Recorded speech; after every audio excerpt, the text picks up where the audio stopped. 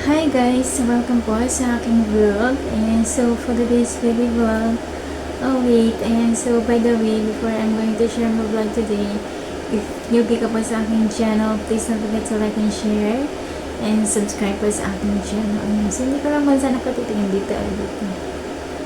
Ayan, so, ayun nga guys, so someone requested me about this vlog kung pwede ko daw i-topic ito sa aking vlog.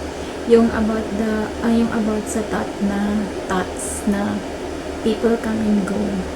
May taong darating, may taong aalis. Yan, siguro may pinagdadaanan tong taong to. Bakit niya naisip tong topic na to? Sorry. Kasama ko. So, actually, sa tagal-tagal ko na-vlog, hindi ko naisip yung idea nito na i-topic yung mga quotations. Actually, ano napaka-interesting naman niya actually. Ayan, so,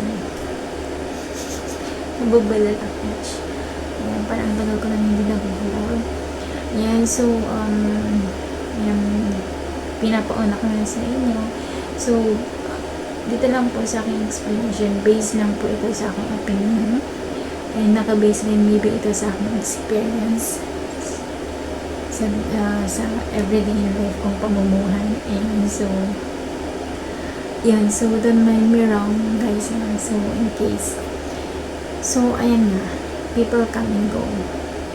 First, pag-usapan muna natin yung people come. Yung taong darating.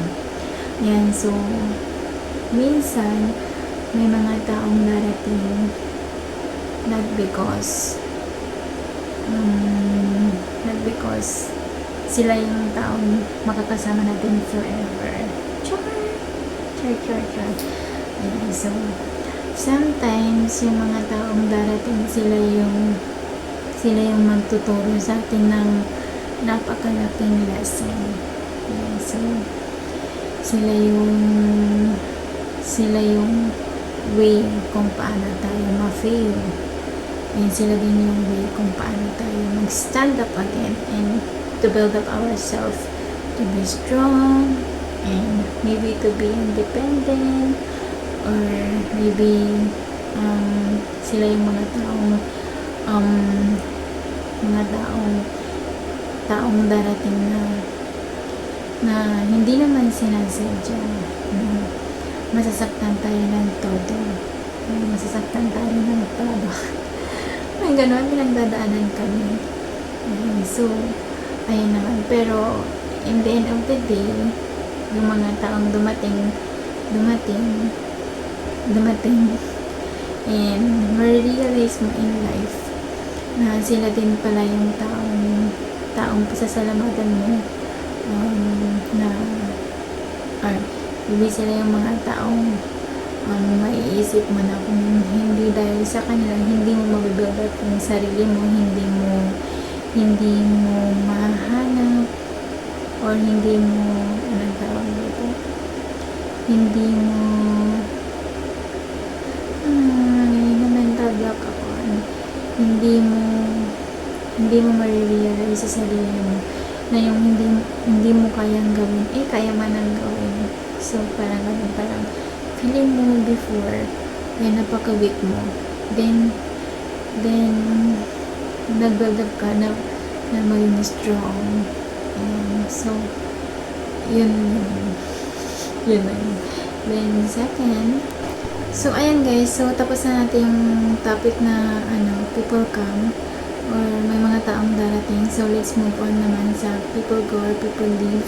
Yes, sometimes people leave, but that it's okay because their lessons will stay, and that's what mattered.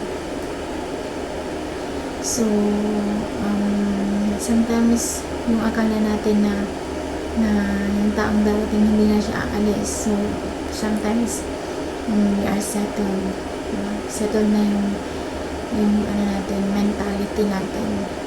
So, settled na rin yung emotion natin. Let's include na rin yung physical natin. So, for me,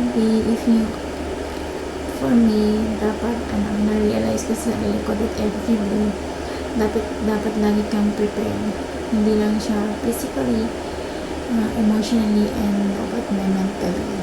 Ayan, so actually, for me, mahirap kasi i-handle pag nasanay na tayo doon sa taong dumating tapos bigla na lang siya aalis. So ang hirap po siyang i-handle talaga.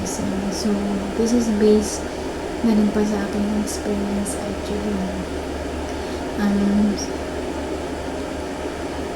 Based na rin po ito sa aking experience, like may mga relatives ka na dumarating.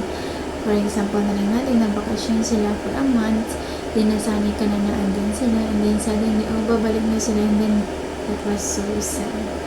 And so, like me, especially, nandito ako nag-work sa abroad, and so, uwi ako ng Pilipinas, then, yun, mag-spend ako ng time sa mga family ko, sa mga anak ko, then, yun, then, darating na yung time na, babalik na ako, and it's very tough. And so, sobrang, yun, andun yung emotionally, tapos yung mentality mo is parang ang gulo na, hindi mo na ma-explain yung feeling mo, so dapat lagi kang prepared sa mga ganyang bagay. Ayan, so yun lang naman po yung sabi ko about dyan sa topic na yun. So dapat lagi tayong prepared sa lahat ng bagay. But yeah, so shout out ko lang po yung nagbigay ng aking content today's vlog. So shout out po kay Miss Saril all the way from Hong Kong. Ayan, thank you baby loves sa pagbigay ng aking content today actually. So yun, and shout out din po para sa aking mga kagrupo ng mga TGFP. And so shout out po sa inyong lahat yan, and kamusta na po kayong lahat dyan. Ayan, so nawala ata ako sa vlog. Ayan, so but anyways, I'm trying my best naman na bumalik na ulit. Ayan, so may pinaghahandaan lang kasi ako this past few days, and may inayos na rin ako na more on importante naman. Yan, so yun guys, so hope to see you guys around again, and thank you for watching, and God bless everyone.